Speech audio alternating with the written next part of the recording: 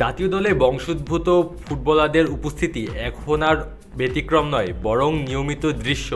হামজা দেওয়ান চৌধুরীর আগমনের পর সমিত সোম, কিউবা মিচেল, ফাহমিদুল ইসলাম ও জায়ান আহমেদের অভিষেক সেই ধারাবাহিকতাকেই আরও শক্ত করেছে। এই প্রবণতা শুধু সিনিয়র দলেই সীমাবদ্ধ নেই, বরং ছড়িয়ে পড়েছে বাংলাদেশের বয়সভিত্তিক দলগুলোতেও। আসন্ন সাফ অনূর্ধ্ব-20 চ্যাম্পিয়নশিপ সামনে রেখে এরই মধ্যে প্রস্তুতি শুরু করে দিয়েছে বাফুফে। যদিও টুর্নামেন্ট শুরু হওয়ার কথা মার্চের শেষ সপ্তাহে, সেই লক্ষ্যেই প্রাথমিক স্কোয়াডে একঝাঁক তরুণ বংশোদ্ভূত খেলোয়াড়ের নাম ঘোষণা করেছে তারা। গত বছরের জুনে অনুষ্ঠিত ট্রায়াল থেকেই বংশোদ্ভূত প্লেয়ারদের সম্ভাবনা চোখে পড়েছিল।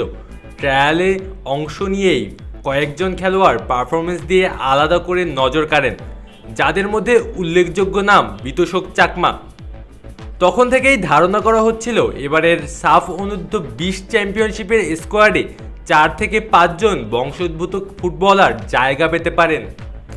সেই ধারাবাহিকতায় এবারের প্রাথমিক স্কোয়াডে ডাক পেয়েছেন ইংল্যান্ড প্রবাসী ইব্রাহিম নেওয়াজ, যুক্তরাষ্ট্র প্রবাসী 2 ফুটবলার বিতোষক চাকমা ও আমির সামি জায়গা করে নিয়েছেন দলে। ইউরোপ থেকে ক্রোয়েশিয়ার 5ম টায়ারে খেলা ফারজাদ আফতাব এবং ইতালির 6ষ্ঠ টায়ারে খেলা আব্দুল কাদিরও ডাক পেয়েছেন প্রাথমিক স্কোয়াডে।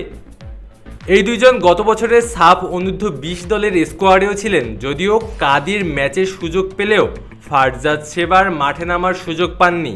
প্রাথমিক স্কোয়াডের নতুন মুখ কানাডা প্রবাসী ফুটবলার সুশ্রভ মণ্ডল। কানাডার কলেজ লিগে খেলা 18 বছর বয়সী এই রাইট ব্যাক প্রথমবারের মতো বাংলাদেশের কোনো জাতীয় দলের স্কোয়াডে ডাক পেলেন। তবে বয়সজনিত কারণে এই আসরে খেলতে পারছেন না তানিল শালিক। এবারের সাফ অনূর্ধ্ব-20 চ্যাম্পিয়নশিপে খেলোয়াড়দের জন্মসালের সীমা নির্ধারণ করা হয়েছে 2007 থেকে 9 সালের মধ্যে। 2006 সালে জন্ম হওয়ায় তানিল শালিক এই টুর্নামেন্টে অংশ নিতে পারছেন না। এদিকে প্রাথমিক স্কোয়াডে থাকা ইংল্যান্ড প্রবাসী ইফাদ আবেদ লিগামেন্ট ইনজুরির কারণে ক্যাম্পে যোগ দিতে পারছেন না।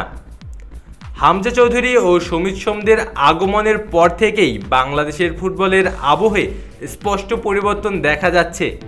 জাতীয় দলের হয়ে খেলতে আগ্রহ প্রকাশ করেছেন আরও অনেক বংশোদ্ভূত ফুটবলার, আর বাফুফেও সেই আগ্রহকে গুরুত্ব দিয়ে এগিয়ে যাচ্ছে।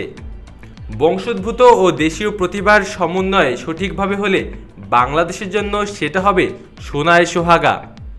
আলো আসি তালুকদার, অন ফিল্ড।